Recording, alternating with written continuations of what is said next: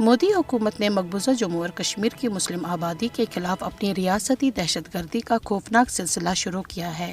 مقبوضہ جموں اور کشمیر میں تعینات بھارتی فوجیوں کی طرف سے استثناء کے تحت انسانی حقوق کی منظم خلاف ورزیوں کا بدستور ارتکاب کیا جا رہا ہے۔ مقبوضہ جموں اور کشمیر میں کشمیری عوام کو روزانہ کی بنیاد پر ماورائے عدالت قتل، دوران حراست تشدد اور منمانی و بلا جواز گرفتاریوں کا سامنا کرنا پڑتا ہے۔ 5 اگست 2019 کے بعد سے مقبوضہ جموں اور کشمیر میں انسانی حقوق کی خلاف ورزیوں میں خوفناک اضافہ ہوا۔ بھارت جو دنیا کی سب سے بڑی جمہوریت ہونے کا دعویٰ کرتا ہے، مقبوضہ جموں اور کشمیر میں بے شرمی سے انسانی حقوق اور جمہوری اصولوں کو پامال کر رہا ہے۔ بدنام زمانہ بھارتی ایجنسی NIA نے 2 بے گناہ کشمیری نوجوانوں کو سری نگر سے ضلع شوپیاں کے رہائشی مصعب فیاض اور ہلال یعقوب کو گرفتار کیا ہے۔ NIA نے دونوں نوجوانوں کی غیر قانونی گرفتاری کا جواز پیش کرنے کے لیے انہیں مجاہد تنظیم کے کارکن قرار دے دیا ہے۔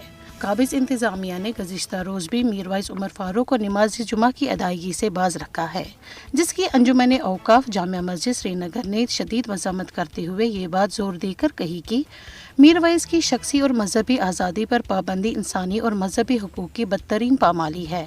اس کے خلاف انسانی، جمہوری اور مذہبی اقدار پر یقین رکھنے والوں کو آواز بلند کرنی چاہیے۔ انسانی حقوق کے کئی عالمی گروپوں نے بار بار مقبوضہ جموں اور کشمیر میں انسانی حقوق کی بگڑتی ہوئی صورتحال کے بارے میں خطرے کی گھنٹی بجا کر دنیا کو آگاہ کیا ہے۔ دنیا کے باضمیر، مہذب اور انسانی حقوق کا احترام کرنے والے لوگوں کو کشمیری عوام کی مشکلات و مصائب کو اجاگر کرنے کے لیے انتھک محنت کرنی چاہیے۔ اقوام متحدہ کی طرف سے منظور شدہ قراردادوں میں کشمیری عوام کو حق خودارادیت کا حق دیا جانا چاہیے۔ بین الاقوامی برادری کو مقبوضہ جموں اور کشمیر میں انسانی حقوق کی بڑھتی ہوئی خلاف ورزیوں کا نوٹس لینے کی ضرورت ہے۔